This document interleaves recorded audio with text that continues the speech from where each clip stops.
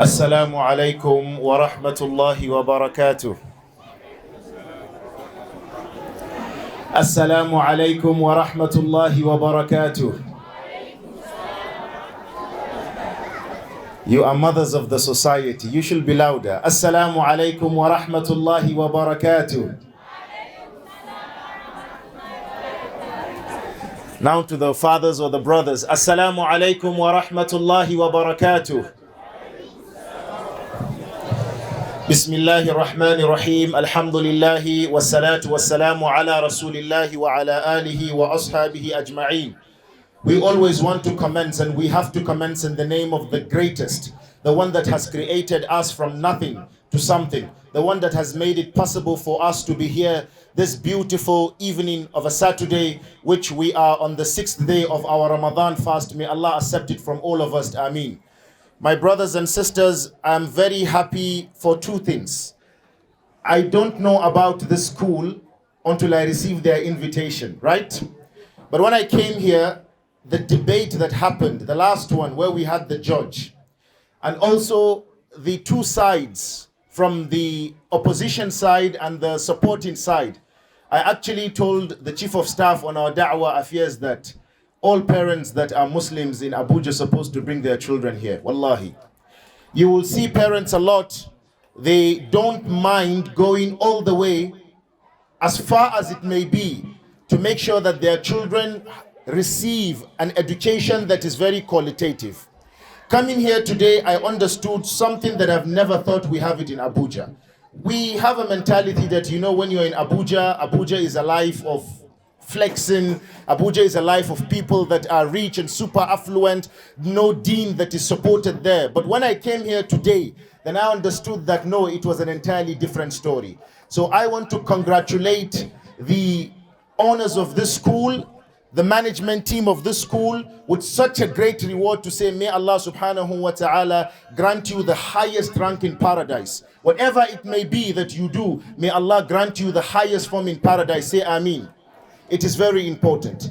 I have a topic at hand, and my topic is take provision, because the best of provisions is taqwa unto Allah subhanahu wa ta'ala. Allah says this in the Quran. Al-Hajju ashhurun معلومات فمن فرض فيهن الحج فلا رفث ولا فسوق ولا جدال في الحج وما تفعلوا من خير يعلمه الله وتزودوا فإن خير زاد التقوى واتقون يا أولو الألباب. Surah Al-Baqarah, Allah says, that verse was relating to Hajj. And Allah speaks about Hajj and the importance of Hajj. But Allah changed the topic in the middle of the verse. Allah says, وَتَزَوَّدُوا, and take provision, فَإِنَّ خَيْرَ الزَّادِ التَّقْوَى, because the best of provision that you are going to take is your taqwa unto Allah subhanahu wa ta'ala. What is the goal for fasting? Why are we fasting? It's the same issue. It's for us to achieve taqwa.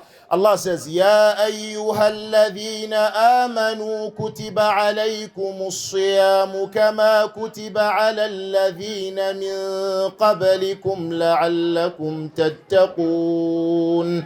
Allah says, fasting itself, we have sent it down for you as a compulsion. Why? Because those that were actually on earth before all of us were fasting unto Allah, لَعَلَّكُمْ تَتَّقُونَ, so that you may achieve piety. Piety is the cornerstone of every form of existence. When you are born as a Muslim, when you are growing up, you have the ability to know what is right and what is wrong. You are growing with the consciousness of Allah subhanahu wa ta'ala, understanding Allah as a Lord, understanding Allah as a maker. Taqwa is what will be able to help you, or what will make you determine that which is right and which is wrong. You need to have taqwa in Allah, developing that consciousness of Allah, which means when you do things that you know Allah is going to punish you, you are scared about the matter. And at the same time, you are also scared to do things that you know. At the same time, they may not be totally haram, but at the same time, they are not permissible by Allah. Taqwa also means for you to be such that when you are carrying a good deed, you are confident that Allah is going to reward you for the goodness of the deed. Why? Because you have a relationship with Allah. The connection is built with Allah. So for that reason, Allah says, وَمَن يَتَّقِ اللَّهَ يَجْعَل لَّهُ مَخْرَجًا. Whoever fears Allah, whoever has taqwa in Allah, Allah says, I'm going to provide a way for that person. All of us today, we have certain issues and problems that we are going through our lives, whether we like it or not. Some may be financial challenges, some may be health challenges, some may be other different type of challenges. But Allah says, only through taqwa, we are going to take you out of the challenges that you are facing. Why? Because you have trusted us and you have believed in us. Muhammad sallallahu alayhi wasallam, who was the greatest man to walk on the face of earth, he makes mention of something that is very important. He says, if every single one of you will have tawakkul on Allah, which means you can never have tawakkul until you have taqwa in Allah, until you fear Allah. He is referring to when you have taqwa in Allah, Allah is going to provide for you the same way He provides for the birds. لو أنكم كنتم توكلون على الله حق توكله لرزقتم كما يرزق الطير تغدو خماسا وترهو بطانا. If you were to have reliance on Allah, the correct way that you should rely on Allah, Allah says, we are going to feed you, we are going to grant you, we are going to make it easy for you. The same way the bird leaves its nest in the morning hungry and comes back with a full belly. This is Allah. If you trust Him, if you rely on Him, if you believe that He is going to make it for you, certainly He is going to make it for you. Muhammad sallallahu alayhi wasallam, when revelation came to him from the first stage, what happened? He went back to his house. He says, oh my wife, cover me, cover me, cover me. They went to a man known as Waraqa bin Nawfal. When they went to Waraqa, Waraqa said, oh Muhammad, there is a sign of prophethood that is bestowed upon you. What do you need to do? Now you have to take every sign of that prophethood and make sure that your reliance is complete. But if you look at the messenger, from the time he actually started growing, he always had trust in a deity that he didn't know. He wasn't sure who he was worshipping. He wasn't sure who to worship because a message from Allah has not come to him. But when the message came, it reaffirmed his belief. And this is why Allah subhanahu wa ta'ala says, for the believers, what do we do for the believers? For the believers, if they believed in us, if they trust us, if they are relying on us because we have the power, referring to Allah, Allah says, we will give them makhraja. In another verse, Allah says, وَمَنْ يَتَّقِ اللَّهَ يَجْعَلْ لَهُ مِنْ أَمْرِهِ يُسْرًا. Whoever believes in Allah, has taqwa in Allah, Allah will make his affairs easy. We are going through challenges in the country. People will say, well, we don't have food. Or maybe the price of petrol is going high. Or some others will say we have other challenges that may not be related to the country. Allah says one of the problems why you are having those challenges is you did not put the trust in my hands. I created you. You gave someone else the trust. So that's why I'm leaving you with that person to satisfy your needs. If you were to trust on Allah, to give Allah the real trust that you are supposed to give Allah, wallahi, no matter what problem you may be facing, or all of us may be facing as Nigerians, we will have it at an easy pace. Why? Because we have the conviction that Allah is our Lord and He is going to give it to us the right time that He sees it is best for us. So Allah says, have faith, believe in me. When you believe in me, I'm going to make it easy for you. A lot of parents will say, why are my children not good people? Why is my child always nerdy? Why is my child very, very strong-headed? When I tell him to do something, he doesn't do it. My sister or my brother, the problem is after you have done what you're supposed to do, you took the affairs of the child to someone else, not Allah. Because if the affairs were unto Allah, Allah would have made it easy for you. I have friends that I know when they were young, they were the naughtiest of the lot. They were the worst. And some of them are looking at me, but I don't want to look at them here, right? They were so naughty that to a point their parent felt like, oh, we need to slaughter this child. But because the parent believed in Allah, they relied on Allah, they had hope in Allah, they knew that it is Allah that created the child. So they have to ask Allah for a solution towards that child. Today, you may see one of those children as the best of them. They are in da'wah, they follow people to da'wah, they do so many things, they are good people, they are nice people. Why? Because the parents believe that yes, that child belongs to Allah. And at the same time, trusting in Allah is for you to do deeds unto Allah that are very important. Allah says, I don't need your salah, I don't need your Ramadan, I don't need your hajj. Whatever you do, hold it unto yourself if you are bothered about quantity. If you are bothered about the quantity of what you do, you see people, they say, well, let's pray 20 rak'ahs of Taraweeh. But out of the 20 rak'ahs, they don't even have the fear of Allah in one of them. Allah says, I don't care about it. I don't even want it. And this is why Allah subhanahu wa ta'ala says, الذي خلق الموت والحياة ليبلوكم أيكم أحسن عملا. الذي خلق الموت والحياة. He has created life and death for two reasons. ليبلوكم, to test you. أيكم أحسن عملا. Who from amongst you has the most qualitative of deeds? Not quantitative, qualitative. This is what Allah is asking for. A lot of people are fasting in the month of Ramadan, but they are not saving their mouths from saying bad things. Why? Because they don't have a taqwa in Allah. They don't have a relationship with Allah. Wallahi, if truly you fear Allah, you have a taqwa in Allah, when you are told that this is a command of Allah, you will be shivering to actually carry out that command. You will be shivering to do it. But today you tell people Ramadan is a month of achieving mercy. Some will tell you, yeah, but that's fine. The only thing we know is to fast, and when we fast, that is it. No adhkar, no salat ala nabi, nothing. They are living their lives as pagans. Why? Because the only thing they wanted to do is to actually show the people and let the people see that they have done something, which is fasting. They don't have a reward.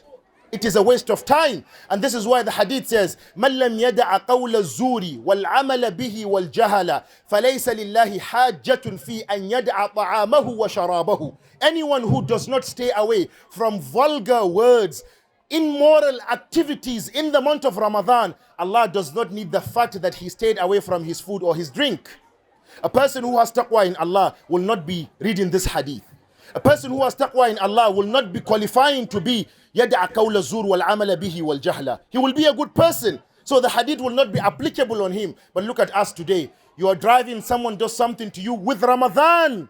Fasting, you will open your window and you will use the F and the B word and the C word and the F word, whatever it may be. In Ramadan. Especially the mothers, you do that a lot, right? So Allah is saying that Ramadan is a month for you to be trained spiritually and psychologically. We have not sent Ramadan for you for joy. No, we have sent it for you to be able to carry out an act of ibadah, that when you are out of the ibadah, you will be a better person in your life. Not for any reason. So this is the best provision you are going to take to Allah. That is the best. Because anything you do will not benefit Allah. There is nothing you can do to Allah. Allah subhanahu wa ta'ala says, if you do a sin to Allah, if it's greater than the biggest of the ocean foam, Allah says, I'm going to forgive you, right? Allah says at the same time, if you do a good reward, it's just like to put a needle in the water and take it out. It has taken nothing from the fadl and the ni'mah of Allah. This is what Allah says in the Quran, that if you are to actually do anything good, you are not pleasing Allah, you are pleasing yourself. Why? As a result that you want to achieve paradise. So my brothers and sisters, take the provision of taqwa, have taqwa in Allah, believe in Allah, put all your affairs onto Allah. The day you begin to trust Allah the right way Allah should be trusted, wallahi, that is the day that you will enjoy being a Muslim. That is the day that you will celebrate being a Muslim, because Allah subhanahu wa ta'ala says, وَجَاهِدُوا فِي اللَّهِ حَقَّ جِهَادِ. You need to actually make jihad unto Allah the right way you are supposed to do jihad unto Allah. You can't say, I am a person who fears Allah, and tomorrow we find you in the club or in the shisha bar or whatever it may be. You are not a person of Allah then. Because Allah says, أَوْلِيَاءَ اللَّهِ الَّذِينَ آمَنُوا وَكَانُوا يَتَّقُونَ. They are those who believe and they are those that have taqwa in Allah. These are the awliya of Allah. What is awliya? Friends of Allah. You want to be a friend of Allah? Allah says, الَّذِينَ آمَنُوا, believe, وَكَانُوا يَتَّقُونَ, and at the same time have taqwa in Allah subhanahu wa ta'ala. Imam Hajar al-Asqalani makes mention that a person who has taqwa cannot be identified, right? And a person who doesn't have taqwa cannot be identified, but there are signs that when you see, you know this person has taqwa. Number one is a person, a lady or a male that you never find them in the displeasure of Allah. This person has the taqwa of Allah subhanahu wa ta'ala. A person wants to commit adultery, for example, and then he remembers Allah subhanahu wa ta'ala. What happens? Allah says, this person has taqwa in me. I am not going to give him a reward of that niyyah for adultery. No, but instead I'm going to give him a reward for repenting over the sin of adultery he wanted to do, even without carrying out the sin. So this is the sign number one. Number two, a person that you always find him in the midst of the people of Allah subhanahu wa ta'ala. The sisters, I know you have so many WhatsApp group, and most of the things that happens there is gossiping. You can testify to that, right? I want to tell you, when you gossip on anyone, it is going to eat away your good deeds completely, and you will go to the hereafter, you don't have any that is left. Do you want that to happen to you? You don't want. Okay, only you said no. All the rest they want. May Allah give that to you then. Do you want that to happen to you? No. Do you want that to happen to you? You are shy of speaking to me, right? But you won't be shy in the eyes of Allah when your deeds will be open to you. Allah will say, read your book. You've chatted about the other lady. She has a broken nose. She's black in complexion. Look at my husband. He wants to add another wife. She's this, she's that, she's that. Allah is going to ask you about all the deeds you have done. It's better you repent to Allah. The sooner, the better for you. So let's make a promise that we are going to repent to Allah.